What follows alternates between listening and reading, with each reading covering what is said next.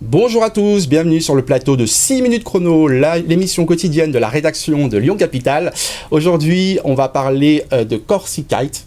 C'est ça. En compagnie de Nathan et Marie-Charlotte, étudiants à l'EM Lyon. Mais Corsi-Kite, qu'est-ce que c'est? Alors, Corsi-Kite, c'est le défi sportif de rejoindre la Corse en kitesurf afin de collecter des dons pour l'initiative étudiantine La Houle, qui est une initiative de l'EM Lyon, qui permet à des enfants atteints d'autisme de découvrir la voile sur un lac à côté de Lyon, le lac de Miribel. Marie-Charlotte, comment est né ce projet?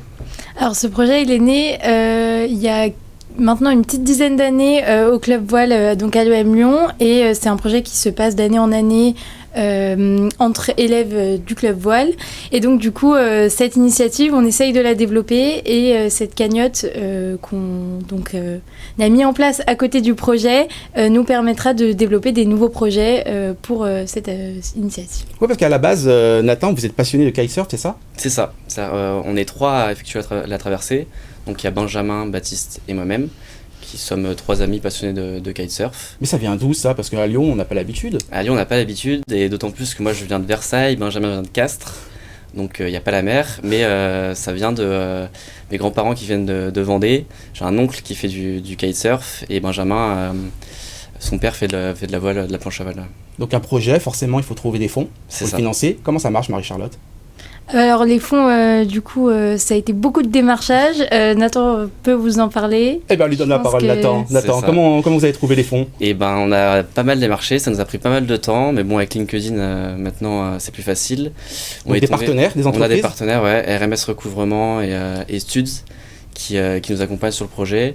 Et tous les deux, les fondateurs sont passionnés de kitesurf, et forcément, ça match. Mais il fallait trouver combien, par exemple? On a 6 500 euros de budget, donc ça comprend la location du bateau, la sécurité et les outils de communication. Ouais, parce que c'est vraiment une grosse logistique, Marie-Charlotte. Ouais, c'est une grosse logistique, on est beaucoup sur le projet. On est donc Combien? déjà Beaucoup. on est 6-7, c'est ça? 7. Voilà. Et donc il y en a qui, justement, je m'occupe de la partie il y a de la houle, il y en a qui s'occupent de la presse. Et il y en a aussi qui s'occupent de filmer, ça c'est un énorme taf à L'aspect côté visuel, de la traversée. Donc c'est pour ça qu'il y a une grosse équipe derrière ça et une grosse logistique. Ouais, filmer, c'est-à-dire que vous allez tout au long de la traversée, vous allez diffuser ça où? C'est ça, on est sur Instagram et YouTube, on fait des vlogs, et il y aura aussi un after movie de la traversée. Parce que l'avant en direct pendant la traversée, comme il n'y a pas de signal, il n'y a pas de 3G, c'est pas possible de filmer tout au long de la traversée. L'objectif de cette traversée?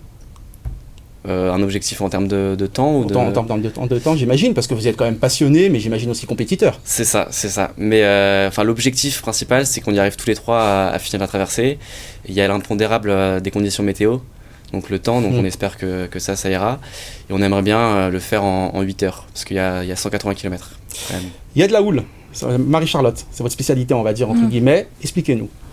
Alors, il y a de la houle, c'est un projet qu'on a réalisé par exemple cette année. Donc, comme tous les ans, on l'avait pas réalisé pendant le Covid, mais là, donc ça permet aux étudiants de l'EM de découvrir la voile, le kata avec des jeunes autistes.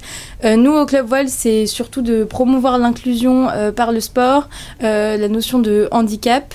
Et donc, cette traversée-là, elle permet de mettre en lumière ce projet-là. Ouais, donc c'est pas pour rien, quelque part, j'ai dit que vous étiez compétiteur dans l'âme, mais aussi derrière, il y a un vrai projet, un vrai volet social, on va dire. C'est ça. Et on aimerait bien développer, du coup, cet aspect. Là, pour l'instant, on fait les sorties sur le lac de Miribel, et avec l'argent qu'on espère collecter, on aimerait bien les emmener sur un vrai voilier en Méditerranée, les emmener visiter le lac d'Annecy, ou encore faire une sortie sur la Saône en péniche. En péniche.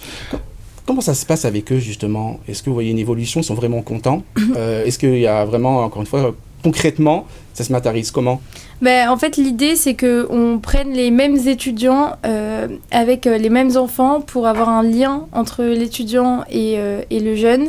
Ça se passe très bien. Là, on peut déjà vous faire le bilan du premier semestre. Bien sûr. On a fait 5 sorties et on voit que vraiment, il y a un développement de la relation entre les jeunes et les étudiants. Et donc, ça permet aussi de les ouvrir, de les mettre en difficulté avec des activités qu'ils ne connaissent pas.